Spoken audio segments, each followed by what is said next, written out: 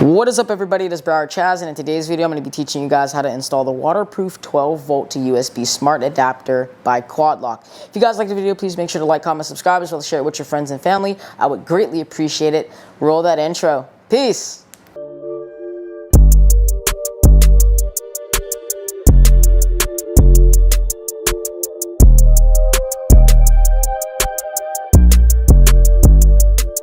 So if you're like me, you make content, you maybe ride around, you go far distances, or you just go places, or like me, you always forget to charge this thing right here.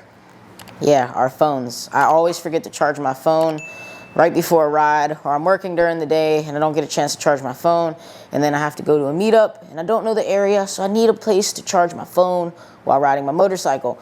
Now, back in the day, or when I first started riding motorcycles, I kind of just carried a portable charger in my pocket or in a backpack, and just over time it was like kind of like, is there something that's made to charge my phone on my bike? And that's when QuadLock decided to make these wireless charging heads and this 12-volt smart adapter.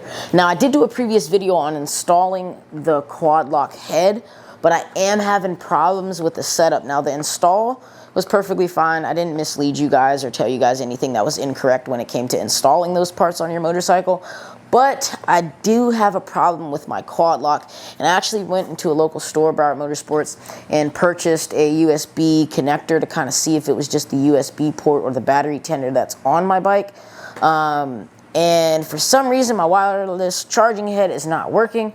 I don't know if this is QuadLock's fault. I did email them. They didn't respond to me. I don't have any hate towards anybody or spread hate on my channel, but I did end up purchasing a brand new wireless charging head that I'm going to be replacing the current one on my bike. So I'm not going to be showing you guys really how to do that whole install again. I'll still record me installing it, but it's not going to be in depth. But yeah, I'm going to be putting the broken one back in the box and sending it back to QuadLock and telling them it doesn't work, because that's what happened. I purchased that brand new from QuadLock. I used it 3 times, and it stopped working. So I don't know if that's QuadLock's fault or the manufacturer, the company that makes them, or I don't even know if QuadLock actually produces these or not, or if they have a company that creates them. But let's get straight into the install of this waterproof 12-volt to USB smart adapter. And yes, it is in my living room / kitchen in my apartment. So this is my beautiful and amazing 2017 GSXR-1000. Now, I've been building this bike on the channel for the last couple of months, and I will say I love the turnout of it. I've done things in the inside of it. Haven't done any motor work to it, but I have done some cosmetic upgrades that I think are pretty aesthetically pleasing.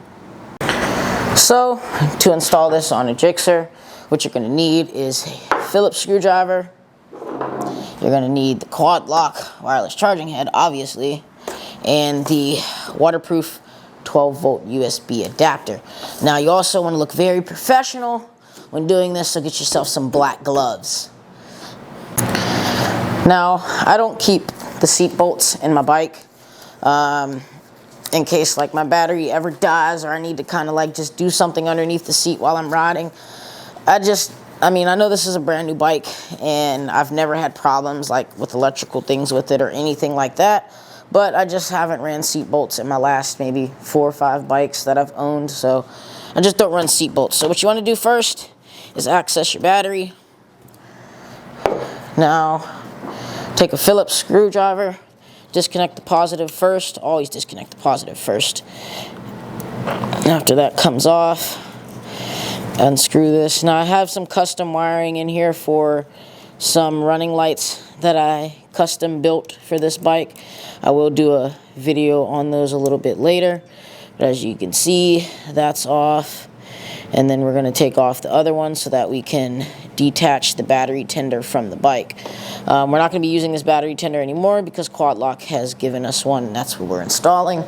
Set your screw to the side, come over here, unscrew this side.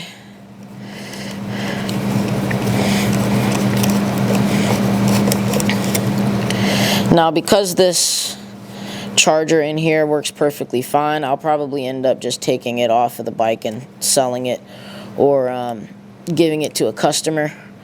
As you guys can see, the battery tender just comes out. Now these other two connectors, I don't know if you guys can see this on the camera, but these other two red positive and black negatives are for my Anatori clutchless quick shifter, which is an amazing quick shifter. But as you guys can see, this is like the battery tender that I had bought from a store, and it wasn't the battery tender that was the problem. So this is an OptiMax USB. It has like the smart indicators on it. So everything on this works. What I'm starting to think is that the actual battery tender itself went bad, and that's what caused the whole QuadLock situation to go bad. This is the original battery tender that was on the bike when I purchased it. Let's bring you guys back over to the table and open up the QuadLock waterproof 12 volt to USB smart adapter. Sorry guys, don't worry about that, I'm a professional. So, as you guys can see, go ahead and just destroy the box. I'm just kidding, I keep the boxes for everything I buy. If you're the type of person that keeps the boxes for everything that you purchase, let me know in the comments below. So inside the box, have your warranty, electrical safety thing.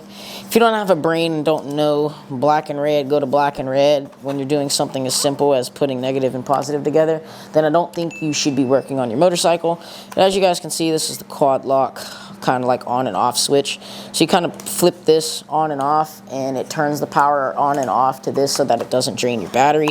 I believe there is 3 modes. So there's an auto mode, an on mode, and an off mode. I'll probably be keeping this on auto, so that means once the ignition's turned on the bike that this will draw power. If you leave it on the on mode, then it will continuously draw power even if the bike is off. So like if you're parked and you want to charge your phone or charge something while you're parked, you can leave it on, and then you have off, which is no power at all. So as you guys can see, go ahead and just pull it. It pops out like this. In here you have some handy, tidy zip ties. Inside of here, actually these zip ties are really good zip ties. Normally you get those cheap, crappy, like flimsy zip ties. These are actually some good, sturdy zip ties. You also get a block off for the battery tender connector. That kind of blocks this off from weather. I believe this is what this is for. If not, then I'm wrong. Or actually, that goes to the USB side. I'm sorry. So I believe this is what actually waterproofs the USB side. Yeah, so you put the USB cable in here, and then it waterproofs the USB side of the charger. Go ahead and take this rubber band off. Now you can lift your tank up and run these wires underneath your tank. It's all about personal preference. I'm not going to do that today. I'll probably do that in a separate video, or just when I have some free time. But what you want to do is take the battery tender. You're going to go ahead and connect this to your bike, negative side first, then positive. Check the fuse in here, make sure that it's good, make sure that it's there. It should be a 3 amp fuse, as you guys can see. So go ahead and connect this, and then show you guys what to do after connecting it. So if you're like me and you have a bunch of extra stuff to move out of the way to install this, go ahead and move all your extra stuff out of the way to install it. If not, and you're a simple man, just do negative positive, negative first, then positive. But I have a bunch of extra stuff in here that I need to wrap around this, like the quick shifter and the QuadLock USB.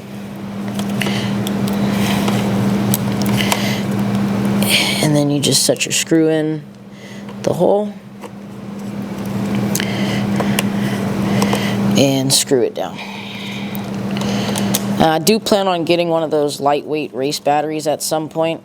I just don't have the extra funds to get that right now, and YouTube isn't paying me because they won't confirm my identity, even though I've sent them my information 1,000 times. So as you guys can see, the negative side is connected. Now you can go ahead and connect your positive side.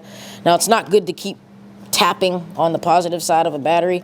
I don't know if it's a myth, urban legend, whatever you guys want to call it, but I was told that it's not good to let the positive side touch a bunch of times. So I try not to touch it as many times as possible. And you just set this in here, you take your screwdriver, and you just screw that down. And then these should be able to kind of bend just a little bit downwards so that they're not in your way. And then I do recommend taking the zip ties and either connecting them to your pre-existing harness, or if you have something in here that you can kind of tidy these wires up with, just tidy them up. Again, I'm not going to do that in this video. This is kind of just showing you guys how this thing gets installed and how it's set up. I'll probably set this up and make it look all pretty on another day when I just have some time to just screw around. So now you go ahead and take the QuadLock adapter. You go ahead and plug this in like so. Now, I've always done this with mine. Actually, this comes with a waterproof sleeve. I didn't even realize that. Set that to the side. But I've always done this when connecting battery tenders. You just take a little bit of electrical tape to kind of help reinforce the waterproofness of this. Now, I don't plan on riding my bike in the rain. I don't think any motorcyclist decides to ride their bikes in the rain unless they're like an enduro rider or a cross-country rider or whatever. But I think water getting in the QuadLock wireless charging head in the front is the reason it was fried in the back. So as you guys can see, this is in here. If this is bolted underneath your seat, or if you are going to bolt your seat down, I highly recommend kind of zip tying the on and off switch or auto switch on the outside of the bike, kind of like maybe out here. This is a sports bike, so I don't really want wires or anything hanging out the side of it. So you just set all this stuff in here and lightly press your wires down. Don't be just throwing this shit in here and just slamming things together. Excuse my language. But I'm going to go ahead and put it on mode. And so I'm actually going to test the pre-existing wireless charging head that's already on the bike and see if it went bad or the battery tender itself just wasn't supported or sending enough voltage over to the wireless charging head for it to charge. But again, inside the box you get instructions, you get a warranty, all this stuff, as you can see. So there's a wireless charging head that weighs like 10 pounds. These things are actually heavy. You can go ahead and open this up like this. I'm trying to do this with like the most respect as possible, because I might end up sending one of these back, and if I do, I don't want to send it to them back all messed up. So it comes with the Allen key like they always do. I'm not going to be putting this on yet. If I do have to put it on yet, I'll put it on after I test and see if the pre-existing one works. So let's take this USB Type-C cord. Now this cord probably is about, I would say 3 feet long. So again, if you want to, you can tuck it up and underneath your tank. But let's take this over to the bike and see if it works. Again, this part should be very self-explanatory. If you don't know how to do simple things, you shouldn't be working on your motorcycle. Take the USB end, plug it into the charger. Go ahead and take that waterproof housing. Go to the end of the USB Type-C cable. Slide it down. This is a lot of extra wires, and for you weight reduction guys that care about weight on your bikes, do not get this. As you can see, that waterproofs it to some extent, I guess. I'm still going to put electrical tape on it. But now it's time to plug in the USB Type-C into the QuadLock in the front, set my phone on it, and see if this fixes my problem. So that's not charging the bike right now. So that will lead me to believe that the wireless charging head on my bike is malfunctioning. And actually, to quickly test that, I'm going to go ahead and unplug this, plug this into the new head, and see if this head is able to charge my phone. So this is the new charging head. Go ahead and plug this in. And I'm just going to set it on the back of my phone and see if it charges my phone.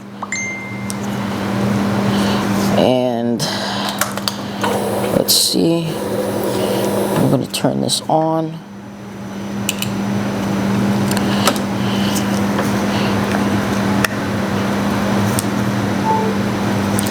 And as you guys, well, it's sliding off, but it's charging my phone now. So that would mean that the charger head that's on my bike went bad. Again, I don't know if that's on QuadLock or the manufacturer, but yeah. So the charging head that's on my bike isn't working. And just for safety measures, let me check one more time.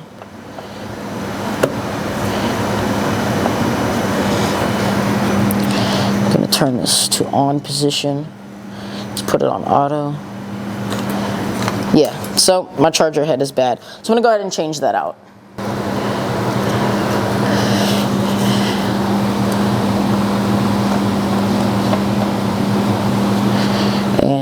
It is on auto, so when I turn the key,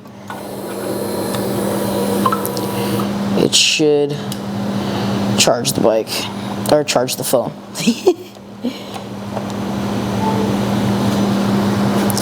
Hopefully you guys were able to, let me see if I can get that on camera.